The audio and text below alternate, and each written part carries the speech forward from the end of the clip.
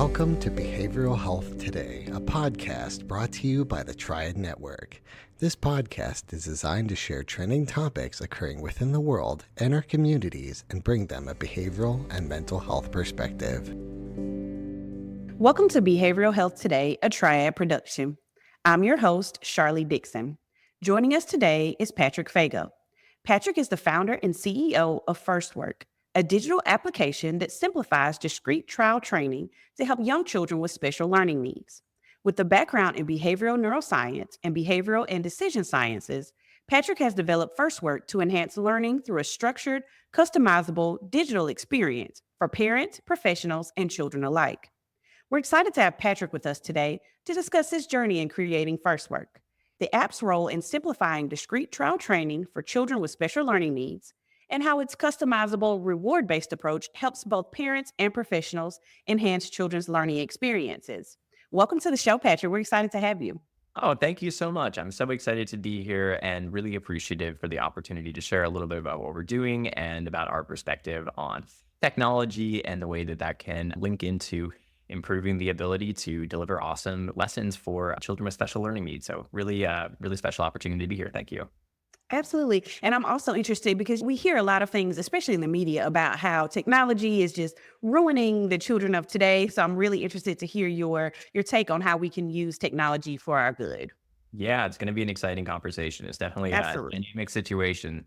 Yes. So I always want to start with a bit of background with our guests. So starting with your journey, what inspired you to develop FirstWork and how did your previous experiences shape the app's creation? Yeah, absolutely. So a little bit of background. I am a passionate behaviorist, so I really love behavior science. When I was an undergraduate, I studied behavioral neuroscience, and I was just really passionate about everything behavior, which is what led me into a role in applied behavior analysis, which is a very common approach to help children with autism build skills. It's not just for kids with autism, but it's a very common approach for kids in that population. And so I was working, in the field as a technician, so working one-on-one with a lot of children with autism. And I realized that there were really wonderful processes that were implemented every day in sessions, things that you could teach me as a technician or anybody else to make these really wonderful programs and interventions.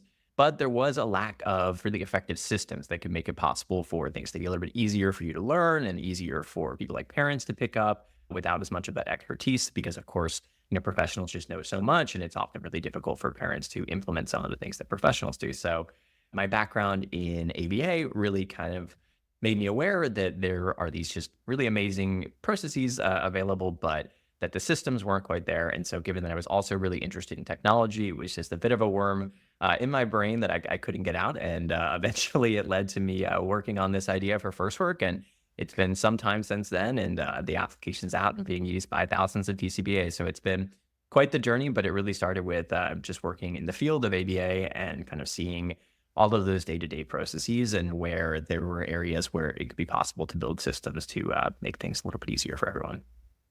Nice. Because you're right. Being able to be a professional and then translate that to parents, being able to use those techniques at home can definitely sometimes be difficult, especially when we know children spend the majority of their time at home and can unlearn certain techniques easily. Exactly. I mean, it's, parents have the biggest impact on the children's development. Professionals are there and can make a really big impact, but ultimately, that's only a small part of the day, even if it's a very involved therapy process like ABA, which is often tens of hours every week. Still, if you do the math, that's the vast majority of the time is being spent with your parents. So it's super important to be able to empower parents to do what they want to do and help their kids build skills. But yeah, as you said, it's often there's a lot that has to, be learned in that process. And of course, there's no shame in that, but it just takes time and is something that is another thing that parents need to do. And so I think any opportunity there is to sort of simplify some of those burdens and make the barriers to entry a little bit lower while being able to do exciting things is always really cool. Absolutely. And so as I look through your website, it discussed a technique called Discrete Trial Training. So for those of us who are not familiar with DDT or DTT, sorry, can you explain what it is and why it's such a valuable teaching technique in applied behavior analysis? Sure. So DTT is a teaching pedagogy that I wasn't aware of until I got exposed to ABA myself. And it's a really subtle and nuanced teaching method that makes so much sense when you really think about it. So the way that it works essentially is it's all about breaking skills down into small, manageable steps and then teaching kids through one-on-one sessions in these trials, essentially, where we're going to practice a little component of this skill. And then we're able to provide shaping so that you know if it's correct or incorrect and are really able to work on, kind of very micro parts of skills instead of a really big skill, which has a lot of different components all at once. So one good way I think to think about what DTT is to think a little bit of what it isn't actually. So if you think about a standard educational experience, it's often pretty common for a bunch of kids to be in a classroom, and then a teacher might assign a worksheet, and that worksheet might have 20 questions on it. And so in that standard educational process, you in your sort of independent learning context will try a bunch for those 20 questions, and some of them will be right, some of them will be wrong. And you get that feedback at the very end where they say you got 18 out of 20 right. And that's an effective way to practice in a certain sense. But the problem with it from the learner's perspective is they don't really have that opportunity to fix the errors that they're making right as they're happening. So often those errors can kind of go unnoticed.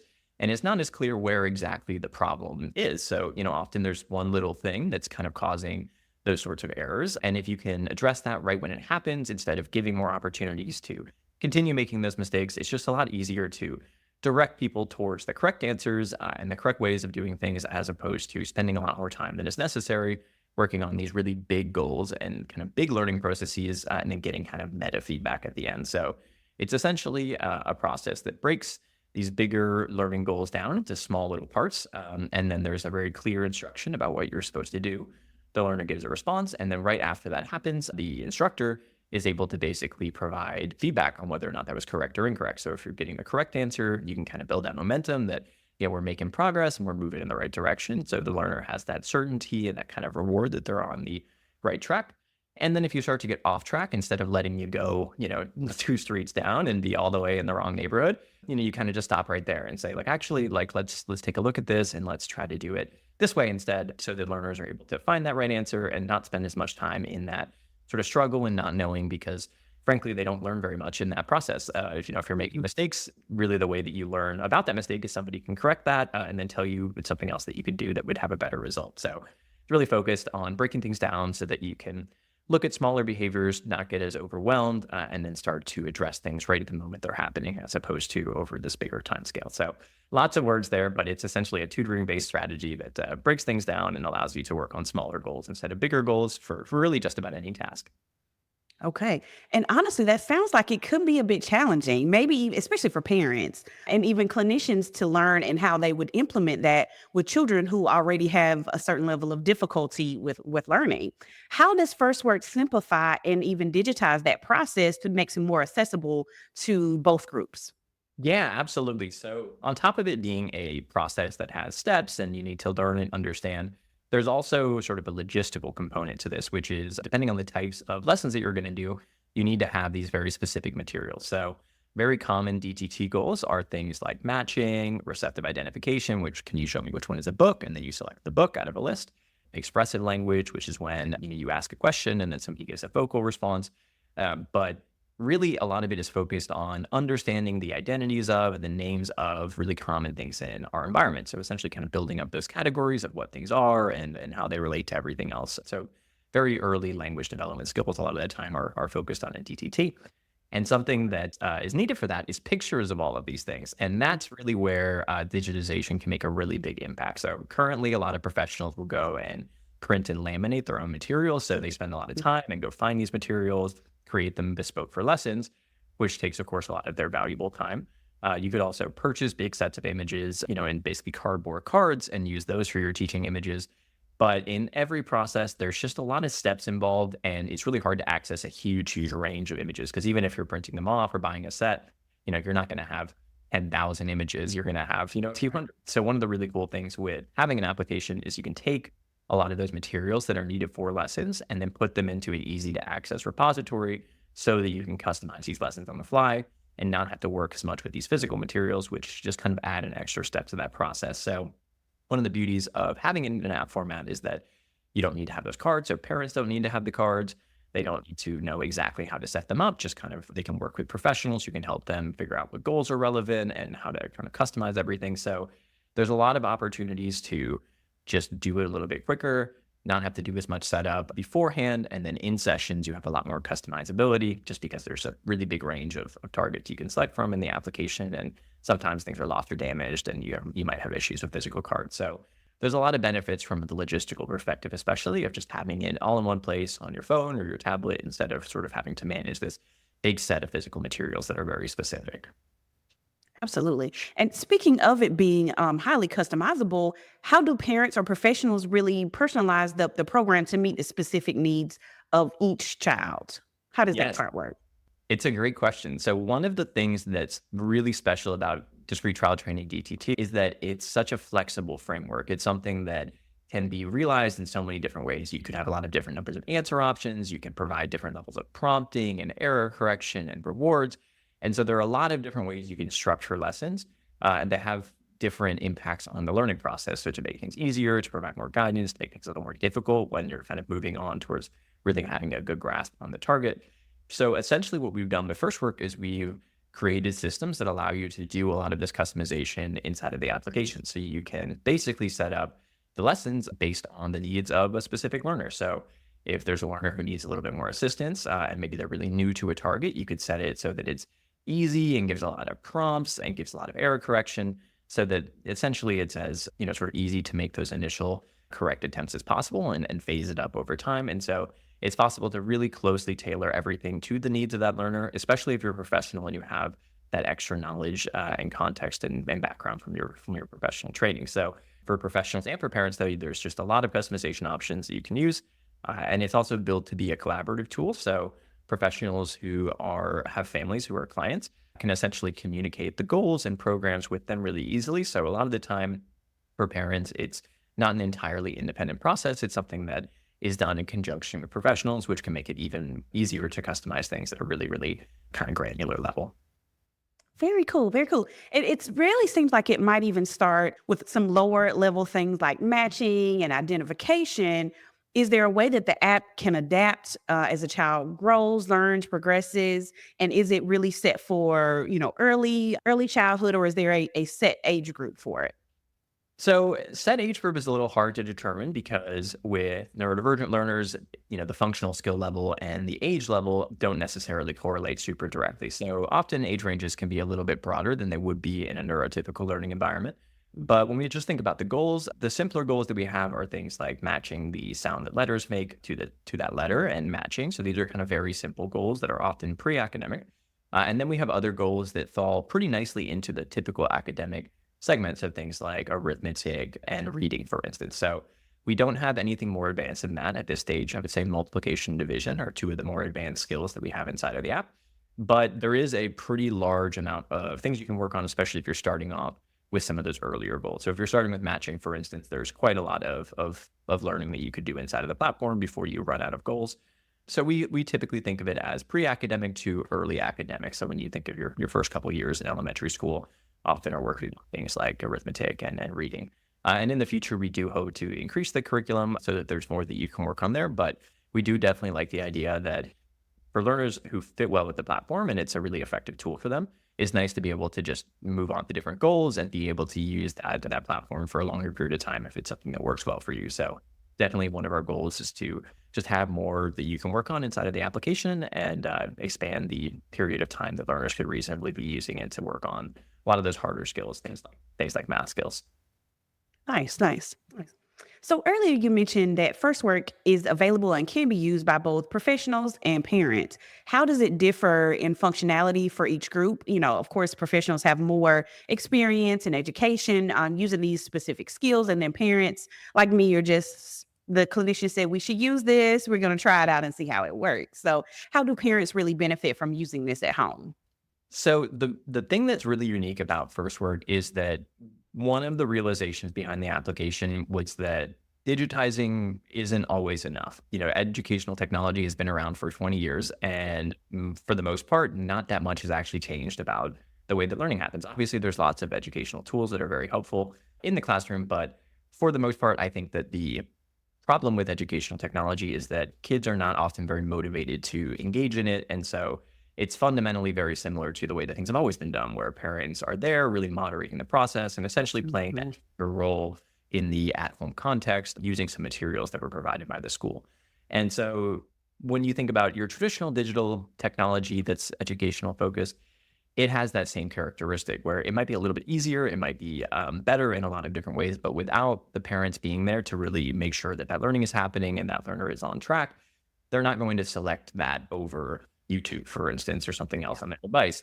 And so that's part and parcel of the way that we build FirstWork, which is really thinking about the digital environment a little bit more holistically on top of just the way that we approach the teaching. So the way our application works is it has essentially a focus mode. And so the way that works is it limits access to selected applications like YouTube or games during lessons. So while FirstWork is on, if you've selected those apps, there really aren't any open doors to go have more fun with right now. You can't just go tab over YouTube and do something that you'd prefer. That's currently not available. And then when you finish your lessons, you can earn time on those fun applications. So you're able to leverage those things that kids already know and love as rewards for the learning. And this creates a nice holistic experience where it's possible to have a little bit more of an independent learning context around FirstWork, where parents can have programs that they've worked either built themselves or built in conjunction with professionals. And then they can set that up during essentially traditional device time. So maybe there's an hour before dinner where you typically are making food and your learners are a little bit more independent and maybe they're on device time. You could set up FirstWork for that hour. So maybe every 10 minutes, a couple questions will come up that are relevant to some specific goals for that learner. They'll answer those questions and then they can get back into all the fun house. So it creates a really nice structure that fits into the day and doesn't really require the same level of structure that a traditional digital educational experience does, which is pretty much just like any other homework experience where at the end of the day, you need to be there moderating the entire process, where with FirstWork, it's something that can kind of change an existing part of the day, that sort of screen time, free screen time period, and make it a bit more educational. And that's not to say that you can't use it in a more direct context as well. But one of the really unique things about the app is that it's kind of built to be motivating for learners and built in light of the reality that the tablet is a distracting place. And if you don't kind of put some constraints there, it's never going to be that kind of independent learning experience or that independent experience that almost all other applications on your device are, where if you think about YouTube, for instance, parents don't typically need to moderate that experience for their learners to engage with it. Learners are really happy to do that. So it can kind of be a little bit more like that, where it's a bit more self-directed than really any other educational application out there right now. Very nice. I really like that you can kind of set it to, like you mentioned, it's not like you're having to sit with your child during something that should be independent time and watch over them to be able to make sure they stay focused on what they need to be working on.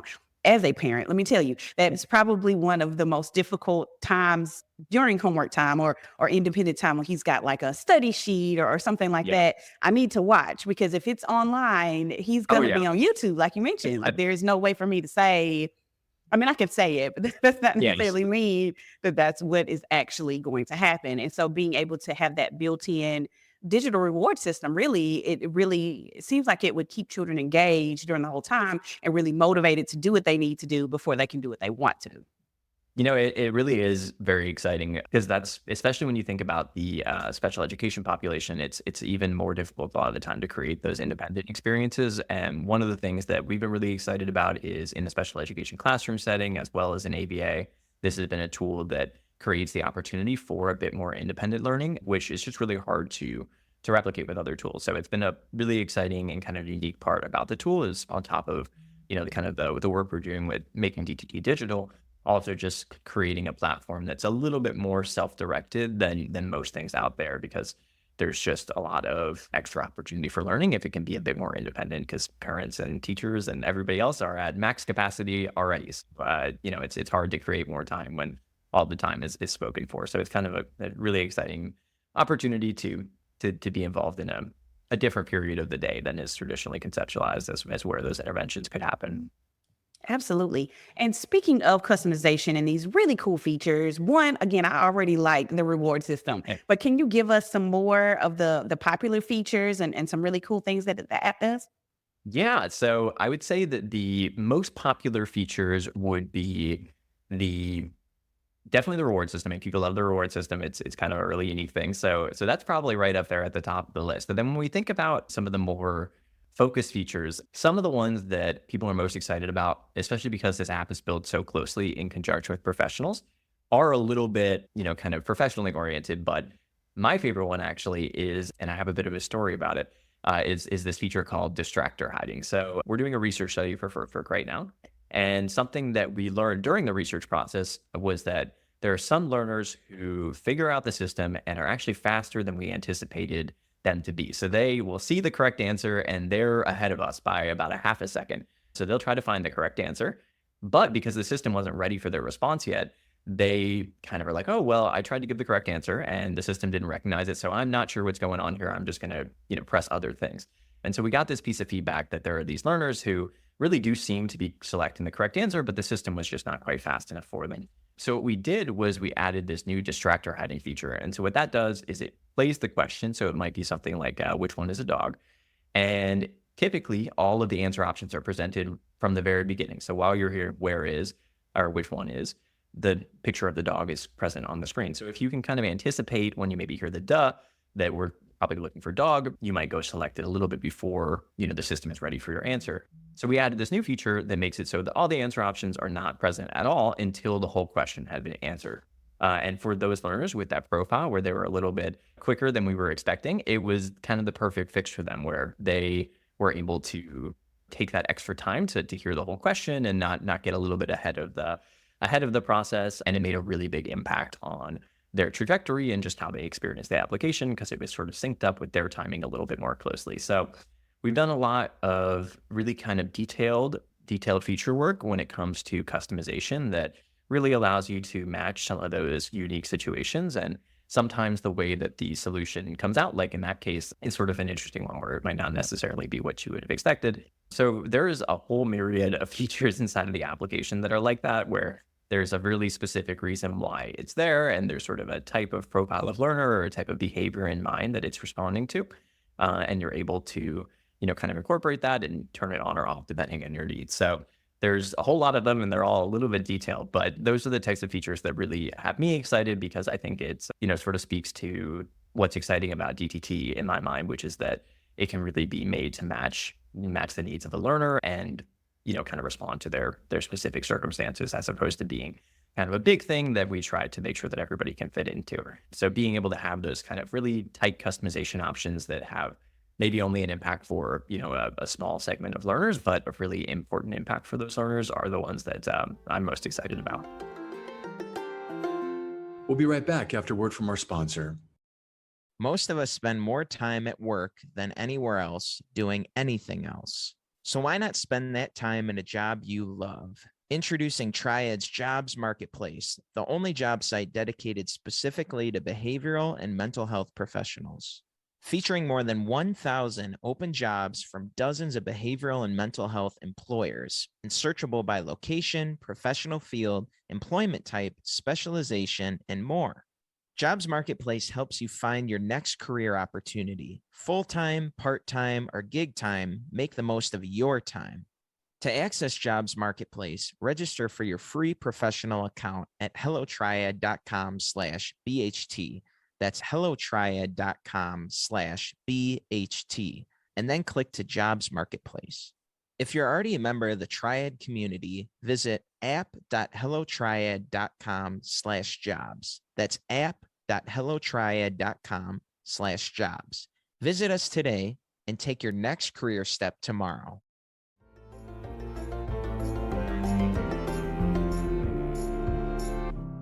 Very nice, very nice.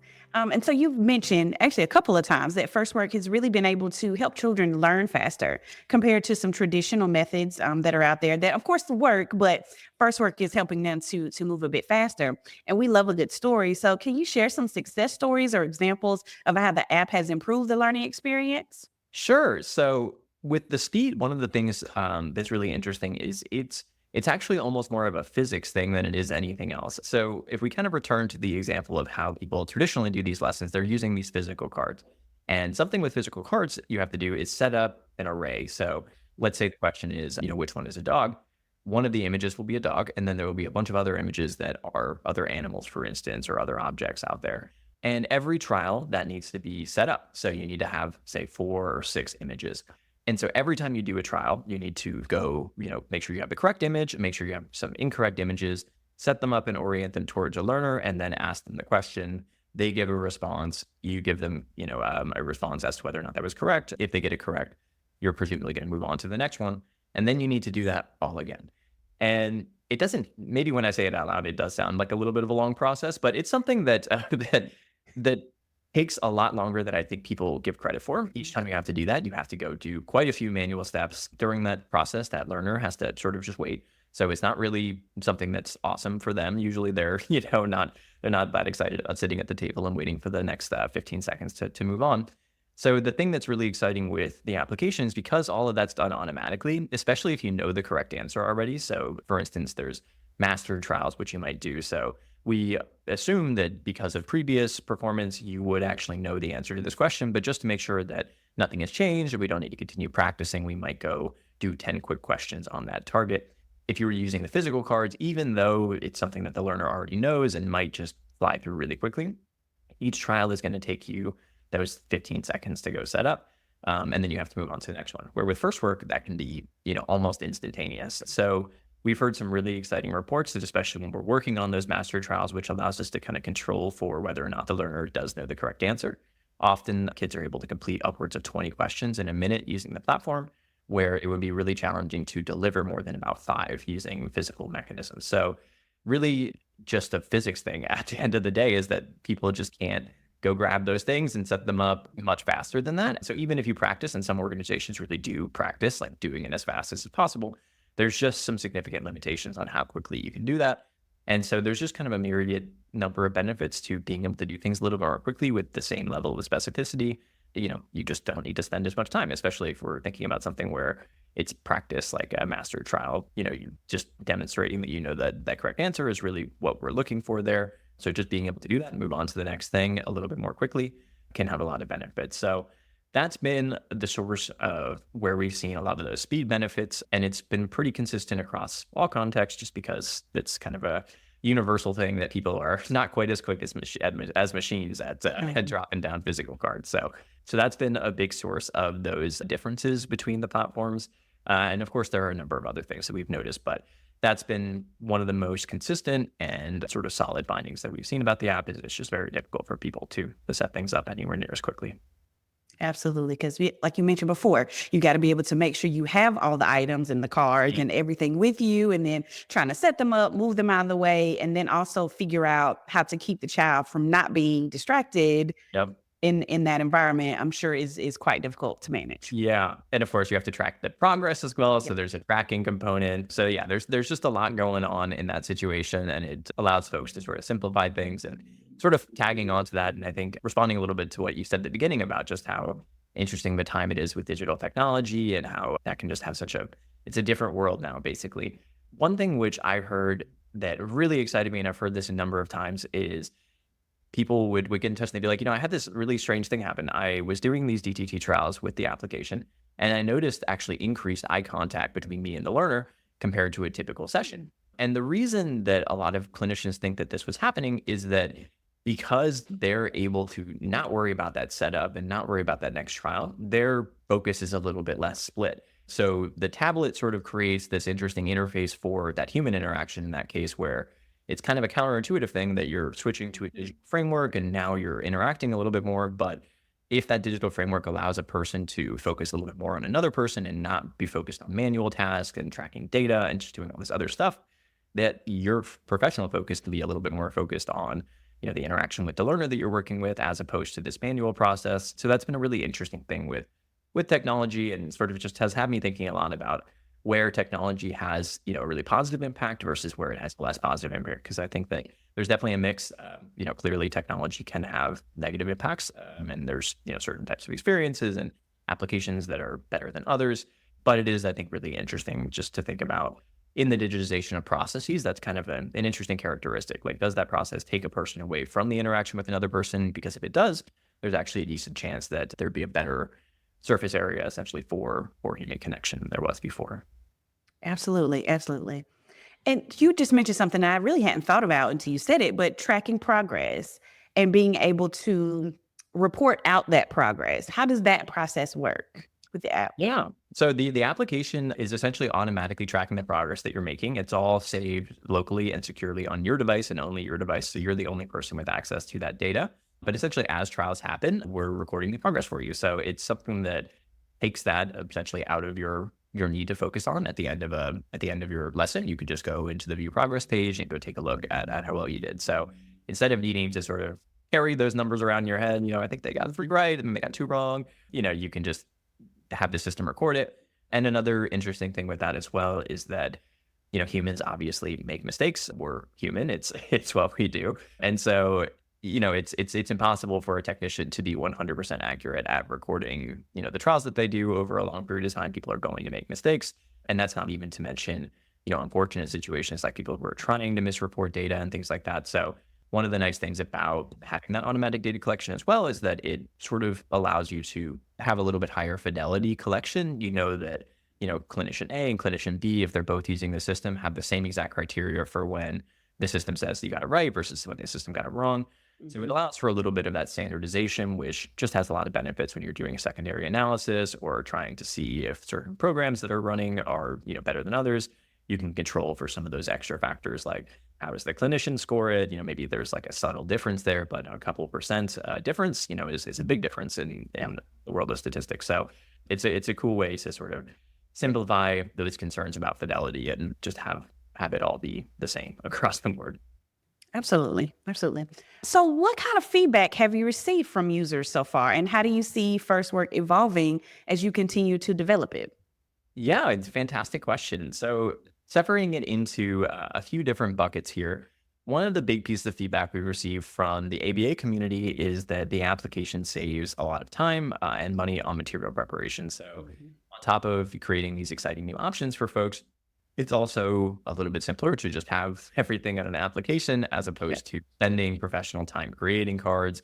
Professional time, I think, is traditionally undervalued in the first place. But even if you take it at the sort of written value of an hour of BCBA's time, spending any amount of time on creating those cards, it is really quite expensive. Similarly, purchasing cards is really expensive. So one of the things that's been really great to see is that on top of creating new opportunities and new customization options, it's also just directly less expensive than managing a big fleet of physical cards. So that's been a really exciting piece of feedback from the professional community, is that saving a lot of time on an unpreferred task and ultimately is a less expensive process, which is usually the goal with digital. So it's been great to see that that's been coming true for us.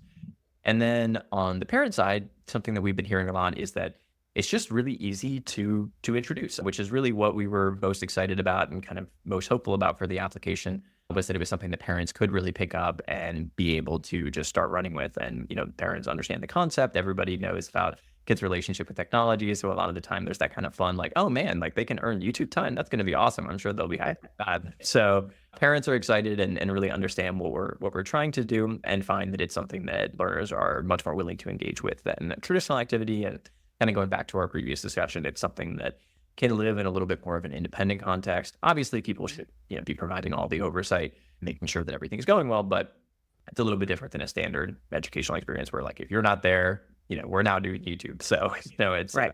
Allows you to have a little bit more certainty and a little more flexibility in how you set that up. So for professionals, it's been really streamlining things and making the professional life and the material preparation process a little bit easier and less expensive. And then for parents, it's been a lot more about the actionability and the, and having something that they really can just introduce without, a ton of training or a ton of schedule changes. So it's nice to hear that it's something that really does fit into that period of the day that we were hoping it would, because that's where there's a big opportunity, because not much else can sort of fit in there. Very nice. Nice. Okay. So the app is available on both Android and iOS, correct? That's correct. Android and iOS. Okay. And so what is the process for parents and professionals to start using it? Is it like a subscription type of situation? Tell me about it. Yeah, so we have basically a free to subscription setup. So when you download the application, no information will be requested. You will just get full access to the application for 10 whole days, all the content, all the customization options. So our hope is that you can go check it out and try it without any limitations. If you love it and it's a great fit for you, then you'll have a good amount of time to make sure that you understand it and, it's something that you do want to do. And if it is something that you like, then after that 10-day period of time, if you want to activate a subscription, you can activate a subscription directly on the App Store or the Play Store. to maintain the full access to the library over an extended period of time. If you don't do the subscription, there is a limited amount of content that will still be available to you. So you can always play around with it and take another look at it. And maybe it's not the time today, but you want to go check it out in a month after a big update that you heard about or something like that. Always an option. But essentially, our model is that we want to make the application really widely available so that folks can just see if it's something that's a good fit for them without having to make any commitments. We don't like the idea of kind of trapping people into that. So you can just check it out. If you like it, you can subscribe. But yeah, it should be really simple to do. It takes about 2 minutes to get set up from start to finish. So you can just search FirstWork on the App Store or the Google Play Store. It'll be the first thing that comes up. And it's got the blue seahorse logo, and you can download it. And there's a tutorial. So we'll walk you through how you can use it and understand how the lessons work from there. Nice. Okay.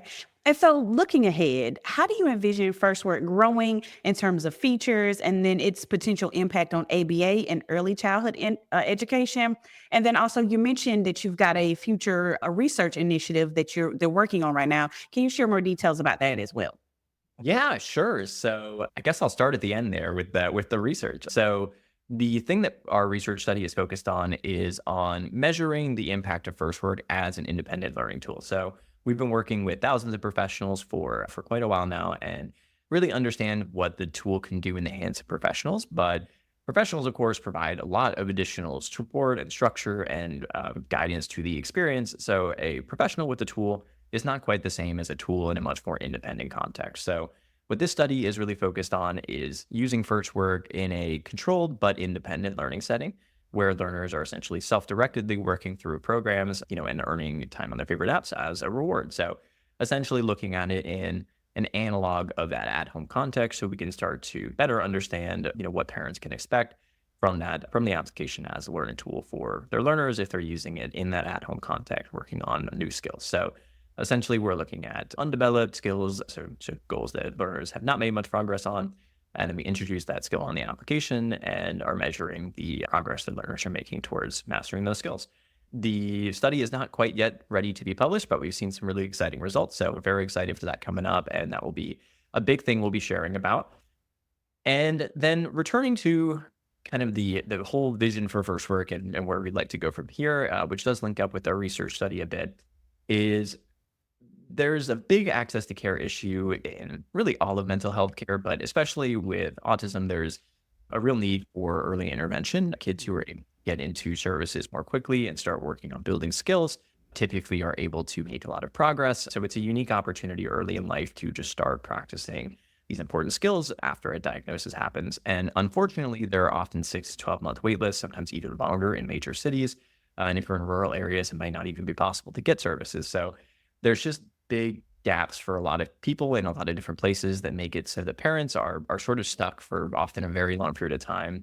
And there isn't really that much that they can do aside from wait, which is just a real shame. And everybody in ABA, I think, is really passionate about finding solutions to this. And it's something I think so many people can get behind. So what we want is for FirstWork to be something that can maybe have a little bit of a role in filling some of that gap. A lot of the goals that you can work on in FirstWork are goals that are really common early goals when you get started.